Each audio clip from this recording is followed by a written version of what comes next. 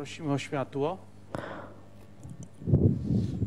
Szanowni Państwo, Ladies and gentlemen, kontynuując temat to continue the subject of the Anders artist, koordynatorki spotkań pani Marty w domu spotkań z historią here, do albumu pana please sign in the album.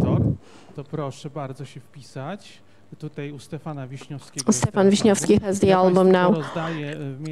In the meantime, I will give you packets with the album, and after the conference, you will be able to get an autograph from Mr. Stefan, and we would like Pani Iwona to come up, Professor and Jonathan. Ale akurat wyszedł, to też zapraszam i oddaję mikrofon.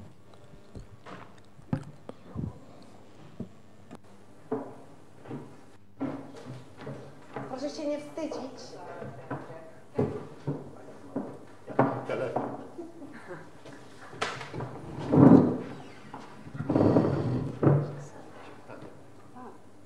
Proszę, jakieś pytania, jeśli są jakieś pytania, odpowiemy. Jeśli nie, to szybko zejdziemy stąd. Znaczy ja. Are there any questions? So, are there any questions for Professor Sienkiewicz or for Iwona at this point? Comments, questions? Would anybody like to sing a song? Can we sing other songs? We could sing Why not? Why not? Czemu nie? I noticed that Mr. Professor also was singing at the same time. I can try. I can try. You must have been in harcerstwo. Harcerstwo. Yes. Harcerstwo, yes. Yes, Paul, can you come up and speak to the microphone, because then we will have it translated. Please. Bit of feedback. That's what we need. You can sing if you'd like, of course. Maybe say who you are. I'm Paul Wojdak from Canada, and it's not a question, it's just, it doesn't seem like our applause is enough of an appreciation for the presentations you have given us. It's been wonderful. Thank you.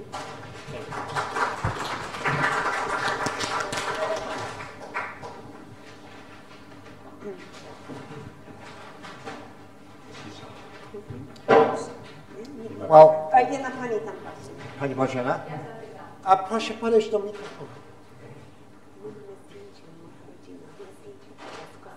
Jesteśmy w gronie koleżeńskim. Dobrze.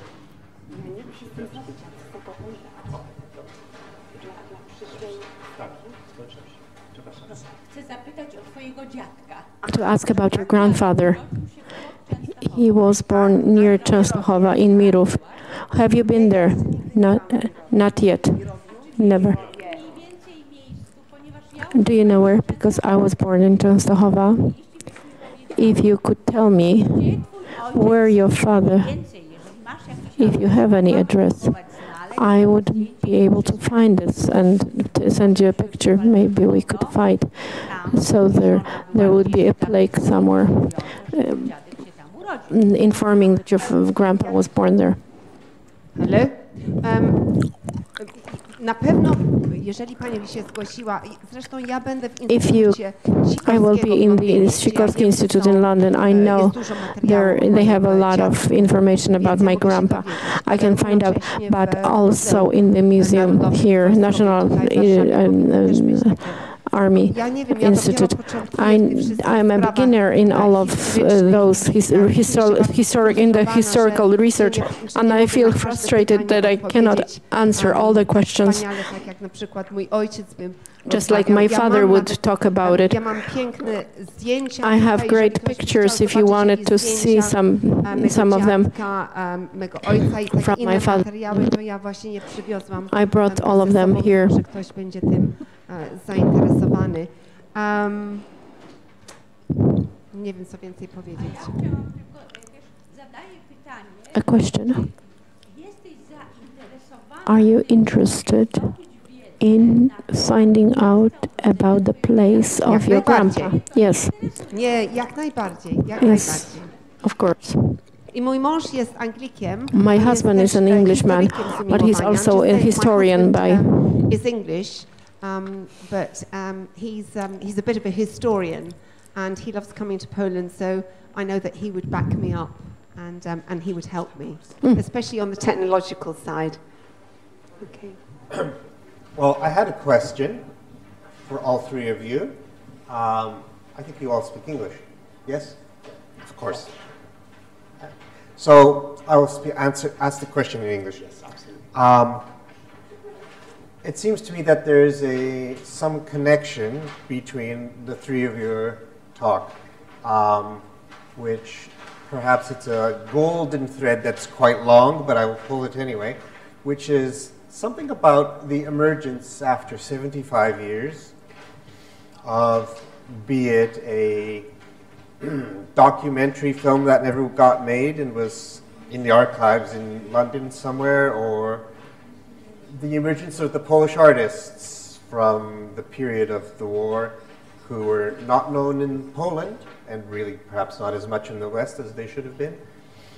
Or Ivana, when you were talking about this story has to be told in English a little bit more, or sung about in English, and I heard the seeds of a musical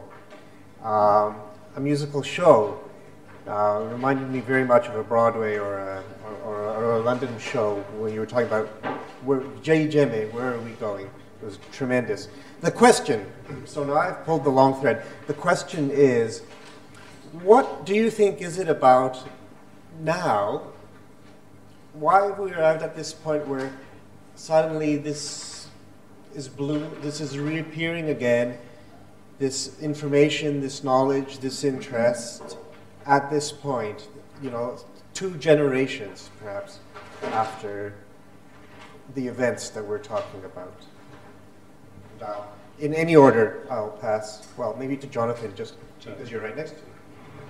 Sure. I can only speak from my own. Mogę powiedzieć tylko o sobie, z własnego doświadczenia, refleksje, jakie miałem w ostatnich. I touched upon this earlier, but one of the things is that when a lot of our families, those who went through Siberia, ended up in whatever country they ended up in, they were often, their stories were sort of subsumed within the larger narrative of the war, which tended to focus around what happened the German side, obviously, the German occupation. I think it took us a long time, I know it took me a long time, to piece things together. People were scattered around the world. The community of people who'd been through these places, I mean the Anders Army veterans themselves, but also the refugees, were in these countries all over the place, and they weren't necessarily a critical mass within any of the communities that they were in, including the Polish communities. So, I mean, I've had the sense that I've been piecing these things together for quite a long time now, and then I come across people like Amanda, who I guess has stepped out, but was here before, a number of other people who have been doing the work independently on their own for a long time. And when we run into each other, we realize we've been searching after the same things, and doing that work kind of independently. But there's this feeling for me of like a critical mass sort of people independently have been searching after the same things, and now we're doing it together. So that's sort of what I've felt personally. Well, for my part, because I was brought up in a strict Polish Catholic background. I went to Saturday morning Polish school. I was in harcerstwo. Eventually was able to travel to Poland. So I'm Polish. I was born in England. But if people ask me who I am, I always say that I'm Polish. But right now, at this present moment in time, with all the, and I'll say this in Polish in a minute, with all the technology that is available to us now, all the resources that are available to us, just Google, we have to grab this moment, because in my singing career, not in my operatic career, but in my singing career, when I'm entertaining English-speaking people, one of the things, and I've just been to Canada as well, and where I sang some Polish music. I sang Gdybym to ja miała, I sang Dolina, various things, White Cliffs of Dover in English and in Polish. and telling them that Polish soldiers and women, when they crossed the English Channel, the first thing they saw were the White Cliffs of Dover. You know, connecting with people. That's what I want to do, connecting with people and telling them about our history, because they just don't know it. Oh, we didn't know that, wow, your mother was in a camp, your uncle was in Auschwitz, your aunt died in Majdanek, etc., Siberia, Kresy. Oh, she was deported, was she? What, Palestine? How did they get from Siberia to Palestine? There are so many questions that lots of people don't know. And it's all very well having Google, it's all very well having emails, but you cannot beat the direct engaging of people like this, coming together, sharing our stories, our tears and our joys together. That's what I think. Więc ja myślę, że po prostu jest strasznie ważne, ponieważ ja operuję na terenie angielskojęzycznym i tyle Anglików, czy teraz byłam w Kanadzie na przykład. I was in Canada now, and people don't know. Że coś takiego jak Kresy i Syberia. Oh, she's just translating herself. Że ludzie jakoś, jak dotarli do tej Palestyny? Co? Do Afryki? Do Indii? No wszystko, co teraz było nam opowiedziane. O artystach, o malarzach, o rzeźbiarzach. Przecież jest tyle tej wspaniałej kultury. I mnie jest bardzo przykro, żyjąc w Anglii, że ja słyszę, że tutaj w Polsce, ja muszę być tutaj trochę ostrożna, więc może ktoś mi pomoże, ale ja nie wyczuwam, że młodsze pokolenie po prostu nie orientuje się, nie zna, nie chce specjalnie się interesować tym, bo ci uchodźcy, którzy przyjeżdżają do nas, interested, that the new generation in Poland is not interested in their history, and I think that Basia and my other friends in this room will confirm this, that the young people only think about this, but it's not enough. Life is not only about this, but it's about culture. So I'm sorry about my erroneous Polish. Małe uzupełnienie, bo Państwo mówicie, jako będąc za granicą, że to jest temat nieznany i ma być prawo być nieznany. Natomiast ja odniosę się, jeżeli chodzi o Polskę, przecież to również był 50 lat temat zakazany, gdzie w domach my po powrocie nie wolno było na ten temat rozmawiać, bo jeżeli się coś ujawniło, groziło to kolejne represje czy kolejne wywózki. Po drugie, te wywózki nie skończyły się w 1941 roku, one trwały po 1944 roku, bo armia sowiecka raz była agresorem, a w 1944 była wyzwolicielem. Ale ponownie zaczęły się wywózki tych, którzy coś w sprawach polskich robili i tak dalej. I temat był to zakazany, tak jak w Rosji działał NKWD, u nas UB. I również były represje różnego typu, czy nawet żołnierze Andersa wracając byli narażeni na olbrzymie represje i dlatego wielu po prostu nie miało dokąd wracać, bo ich domy rodzinne zostały zabrane. Dokąd mieli wracać? Wracali ci, którzy mieli rodzinę w Polsce centralnej, wracali do rodziny, prawda? Także dzisiaj w dalszym ciągu mam odczucie niedosytu, że mimo zmiany władzy, mimo że komunizm upadł, w dalszym jakby czasie sprawy sybirackie są jakimś nie bardzo chcianym tematem. Media publiczne bardzo niewiele się w tym zakresie upubliczniają. Nawet 17 września odbywa się duża uroczystość, co roku pod pomnikiem. W mediach na ten temat jest zero. Programy szkolne w ogóle tego tematu nie podejmują. Tak jak tu była mowa na temat Syberii, jest 2 wiersze, prawda? I na tym się kończy. Że również społeczeństwo współczesne bardzo niewielką ma wiedzę na temat zesłań, bo również to się działo na Kresach.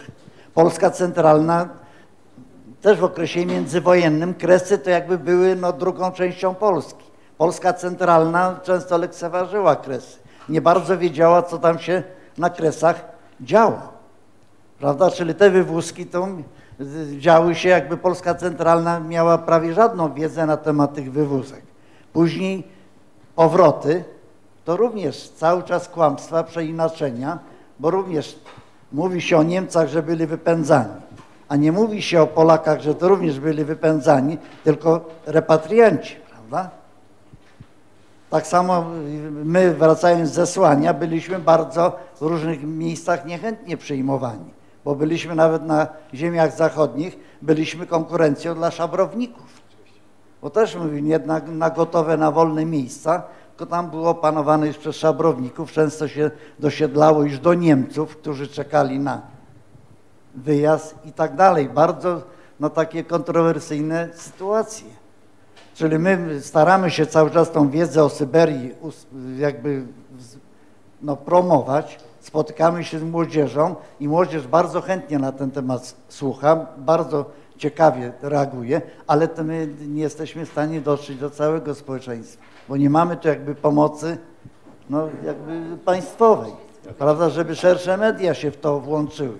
My sami, tym bardziej, że my się kurczymy, w tej chwili to my jesteśmy tylko już dziećmi, którzy albo urodzeni tam, albo które wywieźli jako dzieci, lub tak jak ja już sam się urodziłem.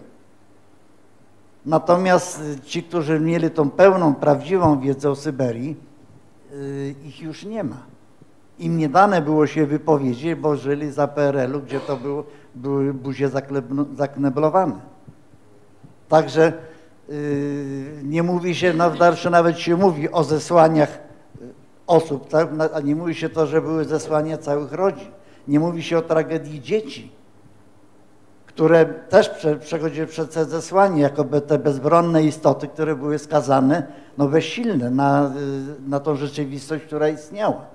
Po śmierci rodziców zostały bezpryzorne. Albo nawet wiele dzieci zostało jakby przejmowanych przez rodziny rosyjskie, nawet nie wiedzą, że byli Polakami. A wiele dzieci zostało skazanych na błądzenie, na głód, na śmierć, na poniewierkę. To się, proszę wyobrazić rolę matek, które musiały patrzeć na śmierć swoich dzieci, które konały z głodu i one nie były w stanie nic zrobić. Znamy przypadki, że nawet nasz taki bliski kolega, że matka została sama, gdzie jeszcze urodziło się kolejne dziecko, żeby jemu zapewnić życie, kazała tym młodszym dzieciom, żeby poszły w świat szukać sobie. Matka, która powinna chronić dzieci, jak do niej to dotarło, to ona przeżyła tragedię. Ale tych dwóch chłopców nielegalnie, bo też nie mogli opuścić terenu zamieszkania. Przemieszczali się dobrze, szczęśliwie tam w bandy te rosyjskich, tych wyrostków się, które się trafiły do nawet wyjątkowego domu dziecka, tego propagandowego. Też to jest temat taki tabu, który my ten temat właśnie dzieci, losy dzieci ze slajdu Sybiru, nawet film ten stworzyć. The stories, the fate of the children of the Siberian deportees are completely unknown. Nobody talks about it, nobody teaches about it. Here in Poland, it's also not easy to propagate, to gain the knowledge, to gather materials. We have no help, no support.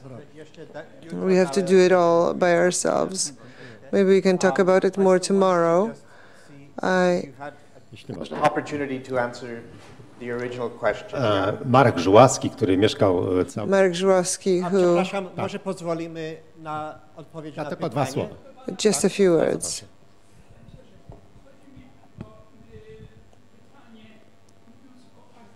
I have a question about the artists of Anders. In this group of artists,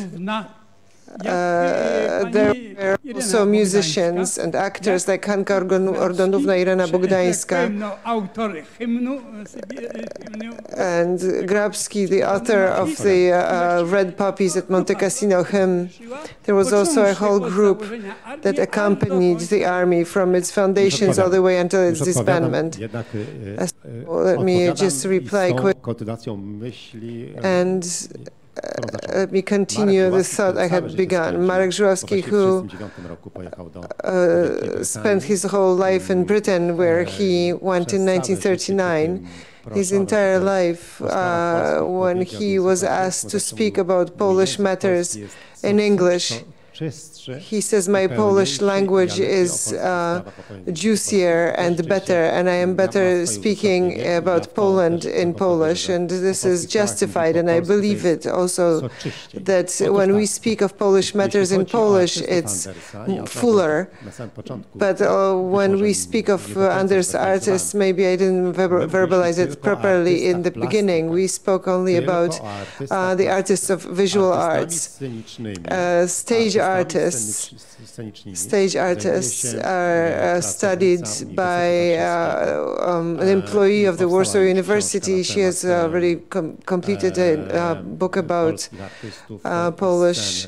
The artists of Polish artists of the stages of the Second World War stage,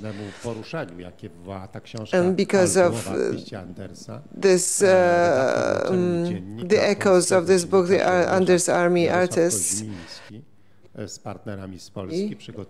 journalist is working on a publication of the artists of the stage, but if we're going to cover all of those artists, there would also be architects and many other groups, but we only looked at visual arts. I am an art historian, because I only work with visual arts, with paintings and graphics, because it's a huge area of its own. The title of our conference has memory in remembrance in it. Those who have had these experiences personally, they have already gone, but remembrance relates to us, our generation. I was born after the war, luckily in a village town that remained within the Polish borders as the last place of the Vilnius region that remained in Poland. I learned about my country, my land, not from the books, through textbooks in 1970s, but I learned about it from the memory of those who had to leave those lands. I was only a few years old when my mother knew that the children must be rescued. She collected money for a bus, and she took me for drawing lessons to one of the artists of the Vilna University, and he told me to draw. He made me draw the Vilna architecture, and I didn't know about it. And I said, "Where is this Vilna?" And he said, "It's not very far. It's only." It was a completely different town, but to him, his whole family lived there, and his need to pass on this remembrance, this memory to a young man, because he didn't have his own children, and it made a big difference in my life. And it seems sometimes to me that I come from the 19th century, because I was listening to a man who was 90 years old at the time. He was from the 19th century, and this historical truth remains in our memory, in our remembrance, and this is the sense of our meeting today. As an old teacher, I believe that there are no worse generations. I don't believe that the new generation is not worse than the previous generations. When people say that the young people today are no good, but they are, I always stand up for them, because I don't think that they are any worse than we were at their age, and what they will become is what we give them. and the conclusion for today is we hear that we don't have enough information in the textbooks. Yes, it's true, because we are only at the beginning of this path. We are only 30 years past the fall of the Berlin Wall, but it's because we still don't have a comprehensive history on this. So of course it's not in the textbooks, but because of meetings like this one, these textbooks are becoming enriched. Textbooks which are in the printing presses for the expat Polish schools.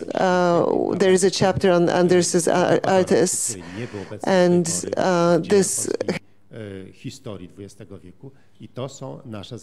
date included in Polish history of Polish 20th century history.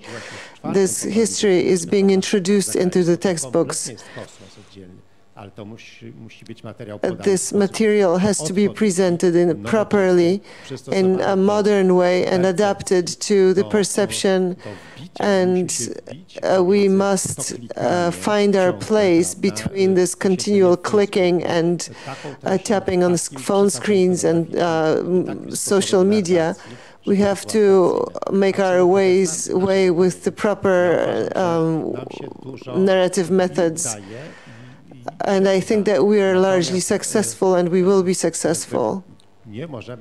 But we cannot forget that this burden rests on our shoulders.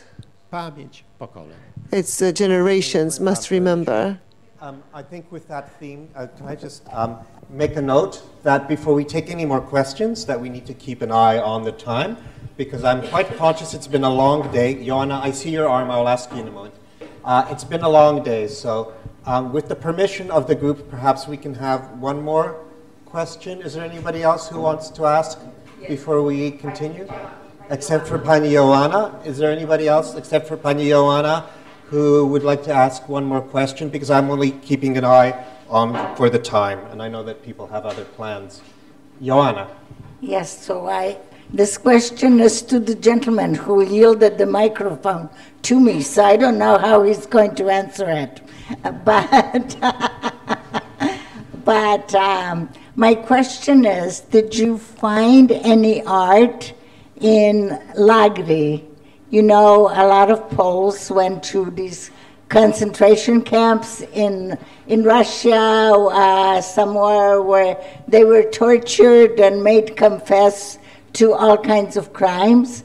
They produced a lot of art, especially pencil sketches, and regrettably, my mother had some of them, but when she died, the institution where she was just misplaced all her things, so I was unable to find them, but they were truly, truly remarkable works of art, considering the circumstances under which they found them. So I just wondered if you ran into it, and if you did, how did you catalog them? What did you do with them?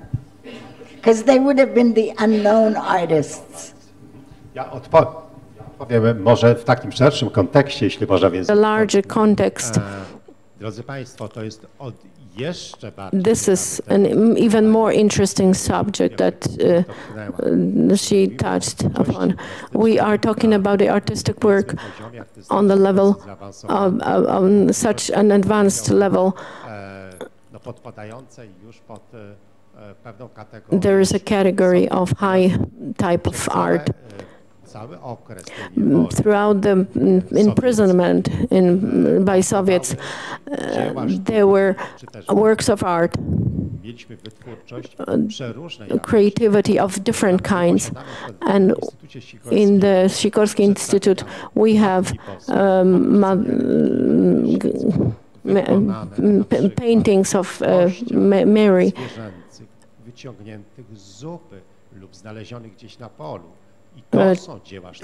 images of Mary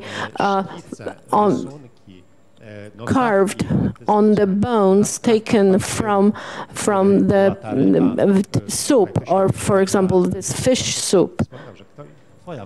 Your mother hated the smell of fish soup.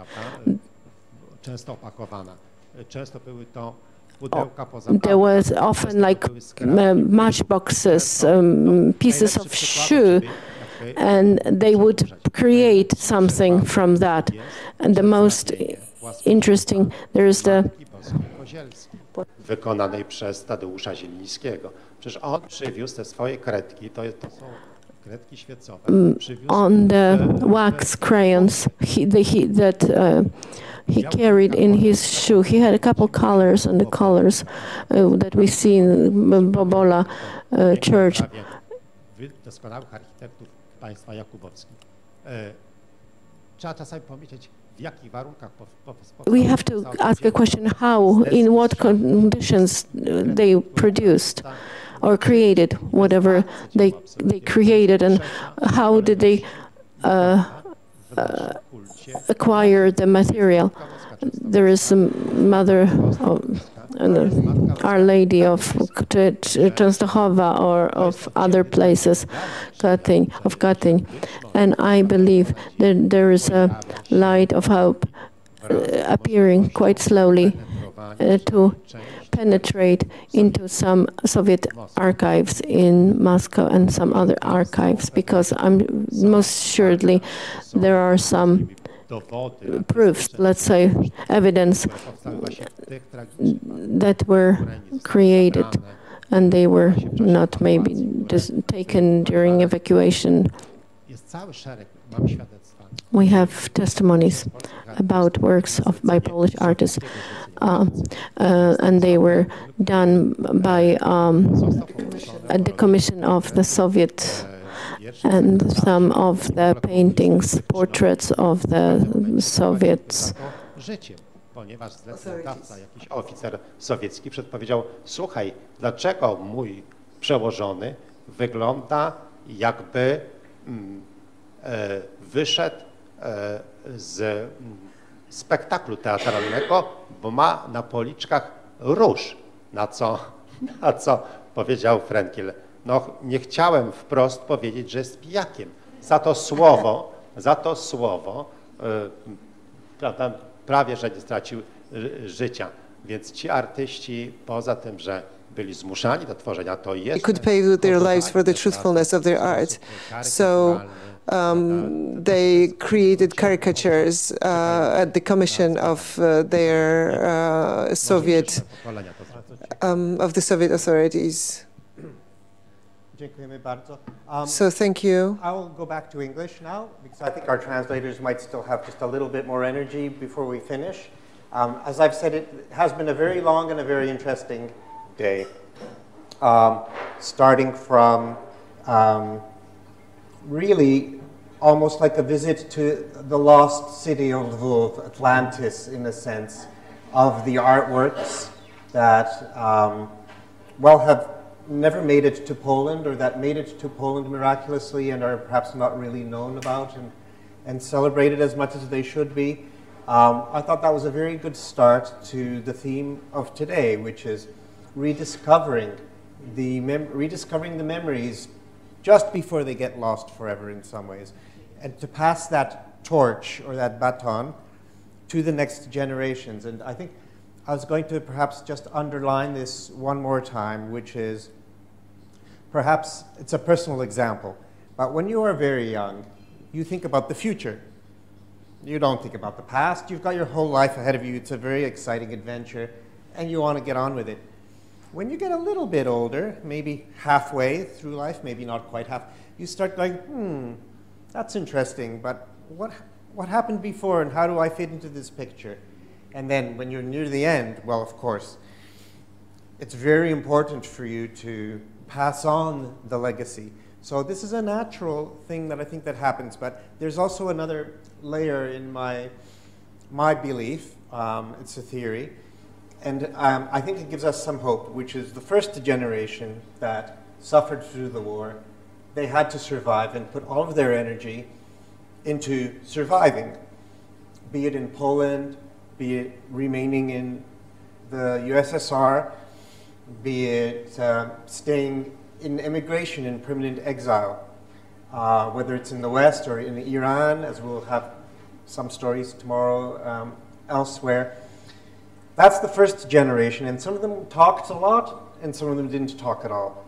But when they did talk, it was to their own audience in a way, amongst themselves, because they were supporting themselves this way. They weren't really that necessarily motivated to tell the whole world what happens to them.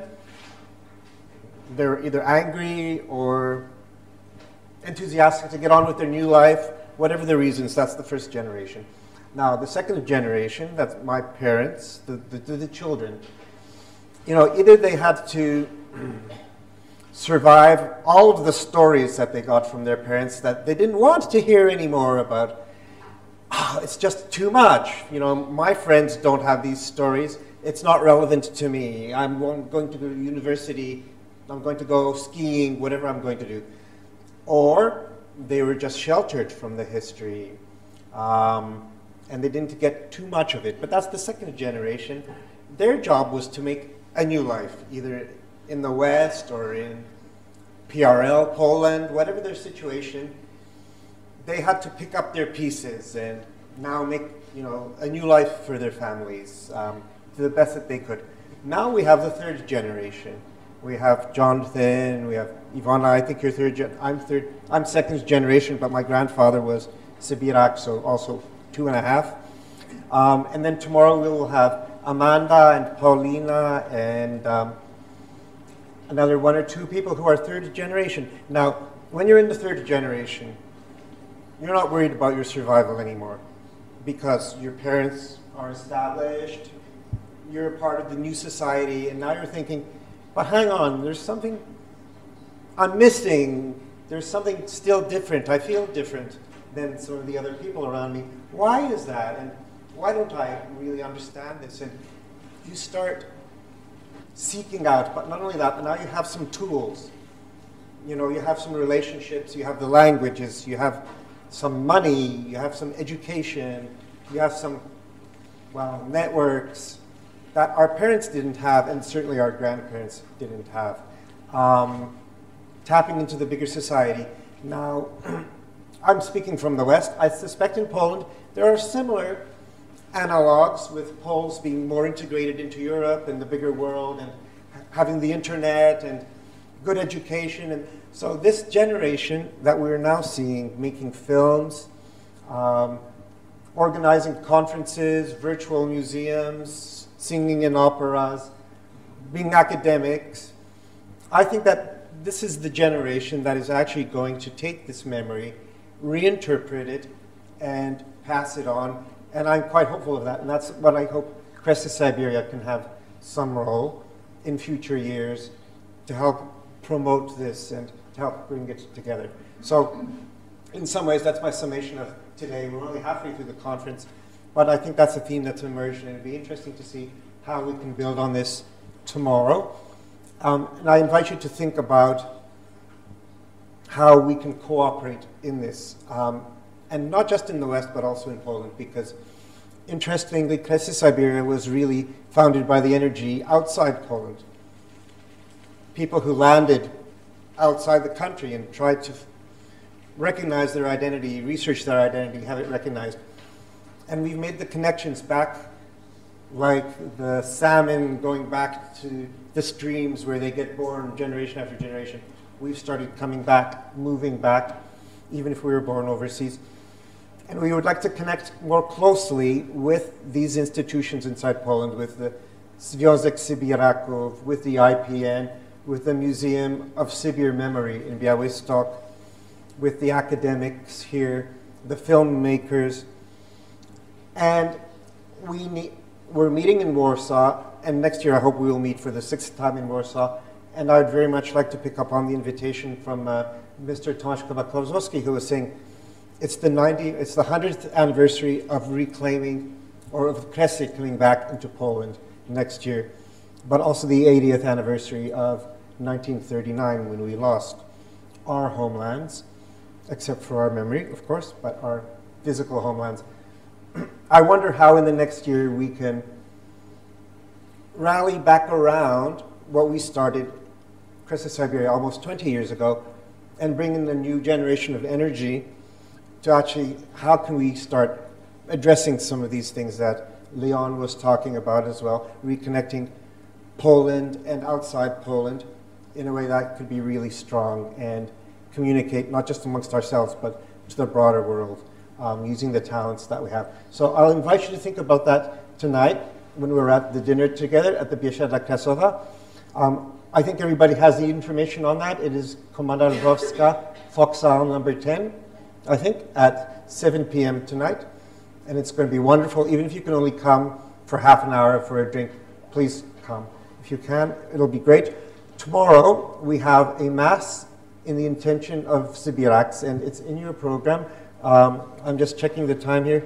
It is at 9 o'clock in Church of the Holy Cross on Krakowskie Przedmieście, not very far from here. And after that Mass, we will come back here and have a coffee and have the second day of the conference, which is proving again to be very interesting to me. It'll be about the perpetuation of memory, and we're honored. We will have Narges Kargani from Iran show us her film about one of the last Polish survivors who has stayed in Iran. We will have a couple of people talking about following their traces of their families in Siberia and around the world. So tomorrow is also going to be very interesting. One more little invitation from me. On Monday, 17th of September, it's the anniversary of the invasion of Poland by Soviet Union.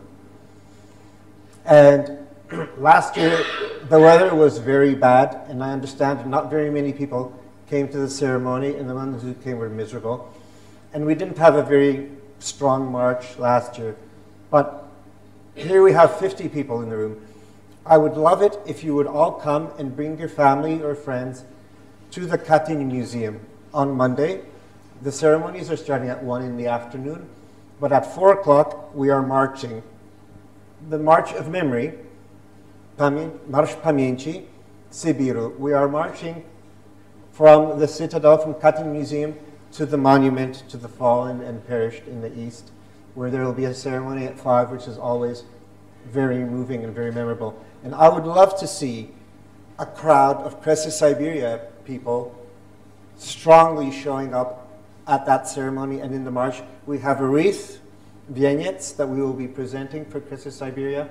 So again, I'm inviting you to come to this because the conference is not just hearing people talk and talking for 2 days, although that's extremely interesting.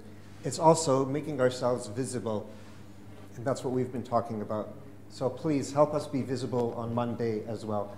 So I think that's my summation for the day and my invitation for the next 2 days. You've all been very patient, and we've loved your participation. I invite more of the participation again tomorrow, and I hope to see you all at Komanda Lwowska in about an hour and a half.